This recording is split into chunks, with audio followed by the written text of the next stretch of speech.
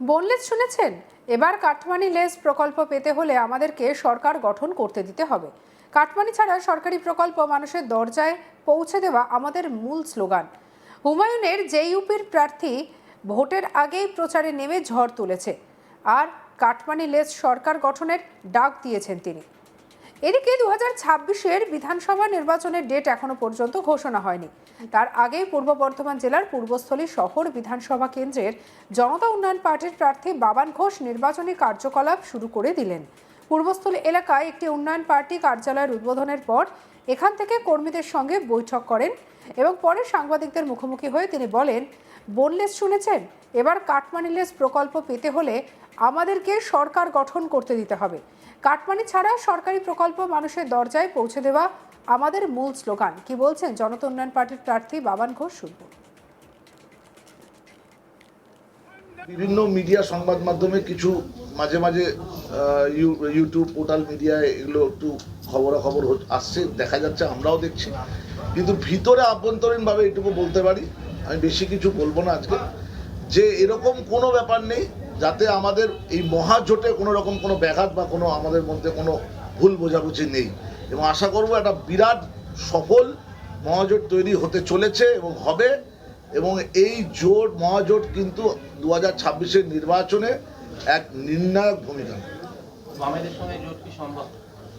আমি তো আবারও বলছি, আমি পার্টিকুলারলি কারোর কথা বলে বলছি না, সবার সাথেই জোট সম্ভব। যারা এই সরকারের বিপক্ষে থাকবে, যারা তৃণমূলের বিপক্ষে থাকবে, যারা বিজেপির বিপক্ষে থাকবে, তাদের বিরুদ্ধে যারা আসতে চায় তাদেরকে স্বাগত।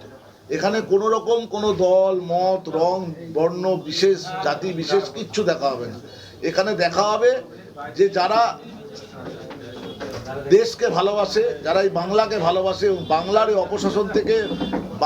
অপশাসন থেকে মুক্তি পেতে চাইছে, তাদের এবং সার্বিক উন্নয়নের পক্ষে। এবং একটা জিনিস যেটা আমাদের আমাদের দলের একটা মূল স্লোগান, যে কাটমানি ছাড়া প্রকল্পগুলো মানুষের দরজায় পৌঁছে দেওয়া। সাধারণ মানুষ যে প্রকল্পগুলো সুবিধা ভোগ করবে তা কাটমানি ছাড়া হবে। আমরা বোনলেস শুনেছেন খাবারে, এবার কাটমানি লেস শুনুন।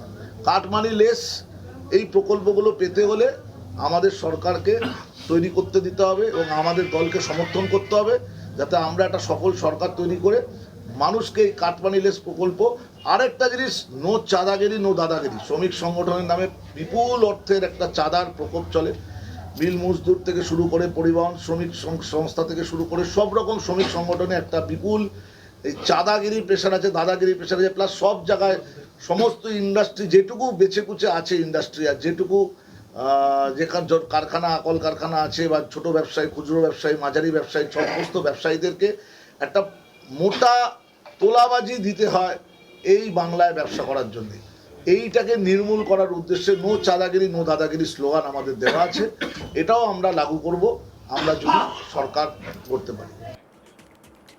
তিনি আরো বলেন, যখন ভোটে প্রতিদ্বন্দ্বিতা করতে হবে তাহলে আগে কেন নয়, সেই কারণেই আগে থেকে শুরু করছি। পাশাপাশি পার্টির সাধারণ সম্পাদক তথা পূর্বস্থলী উত্তর বিধানসভা কেন্দ্রের মনোনীত প্রার্থী বাবান ঘোষের মন্তব্য, তৃণমূল এবং বিজেপি বিরোধী যে সমস্ত দল রয়েছে তাদের সকলের সঙ্গে জোটে যেতে প্রস্তুত তারা। পাশাপাশি এলাকার বালি, মাটি এবং জমি মাফিয়াদের বিরুদ্ধেও মুখ খোলেন তিনি, এবং কারা তার সঙ্গে জড়িত তাদের নাম লাল ডায়েরিতে নোট করা আছে, আগামী দিনে তা প্রকাশ করার হুমকিও দেন।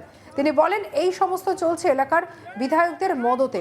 ডাকু গব্বর সিংকে এখান থেকে উৎখাত করার আমি দায়িত্ব পেয়েছি, তাকে এখান থেকে উৎখাত করেই ছাড়বো। কি বলছেন বাবান ঘোষ? শুনবো।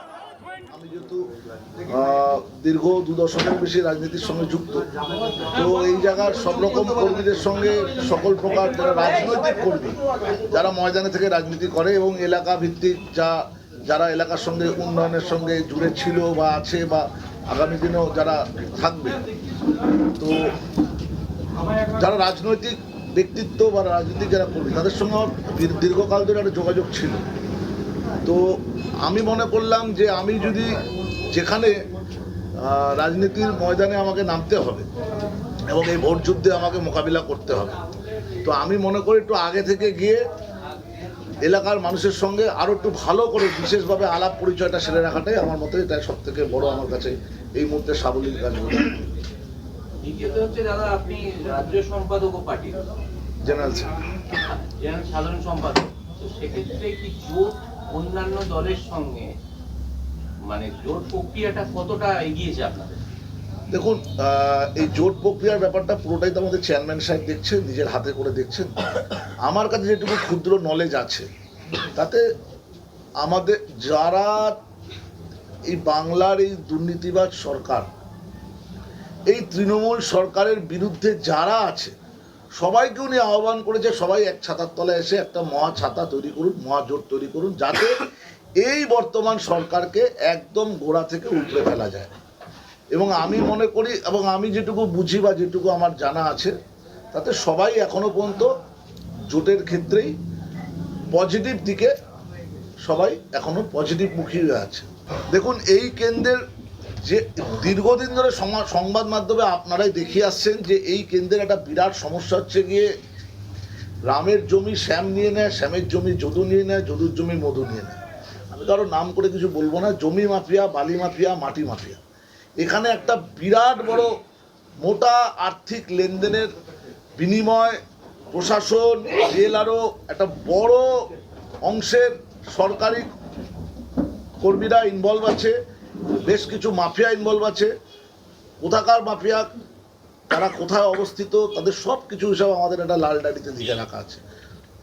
ক্রমশ প্রকাশ্য আস্তে আস্তে আমরা এগুলো প্রকাশ করব, এবং জনতার দরবারে যখন রোজ যাব তখন এগুলো বক্তব্যের মাঝখান দিয়ে, আপনাদের মাধ্যম দিয়ে আমরা এগুলো মানুষের কাছে তুলে ধরবো। আর এই যে ডাকাত গ্যাংটা চলছে, ডাকাত গ্যাংটা এখানকার এলাকার স্থানীয় বিধায়কের নেতৃত্বে চলছে। এই ডাকু গব্বর সিংকে এখান থেকে উৎখাত করার জন্যই কিন্তু আমি দায়িত্ব পেয়েছি যে এখান থেকে এই ডাকু গব্বর সিংকে উৎখাত করতে হবে। বললেন, শুনেছেন, এবার কাটমানি লেস প্রকল্প পেতে আমাদের সরকারকে গঠন করতে দিতে হবে। কাটমানি ছাড়া সরকারি প্রকল্প মানুষের দরজায় পৌঁছে দেওয়া আমাদের মূল স্লোগান। হুমায়ুনের জেইউপি প্রার্থী ভোটের আগেই প্রচারে নেমে ঝড় তুলে দিলেন। কাটমানি লেস সরকার গঠনের ডাক দিলেন তিনি। 2026 বিধানসভা নির্বাচনের ডেট এখনো পর্যন্ত ঘোষণা হয়নি, আর তার আগেই পূর্ব বর্ধমান জেলার পূর্বস্থলী উত্তর বিধানসভা কেন্দ্রের জনতা উন্নয়ন পার্টির প্রার্থী বাবান ঘোষ নির্বাচনী কার্যকলাপ শুরু করে দিলেন।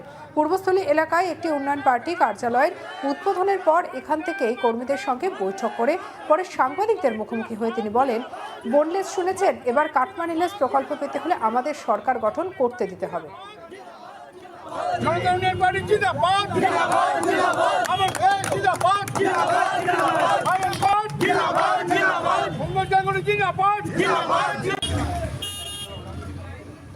কাটমানি ছাড়া সরকারি প্রকল্প মানুষের দরজায় পৌঁছে দেয়, এটাই আমাদের মূল স্লোগান, এমনটাই বলেছেন জনতা উন্নয়ন পার্টির প্রার্থী বাবান ঘোষ। সঙ্গে রাখুন আজ তাক বাংলাকে, লাইক, কমেন্ট, শেয়ার, সাবস্ক্রাইব করতে ভুলবেন না।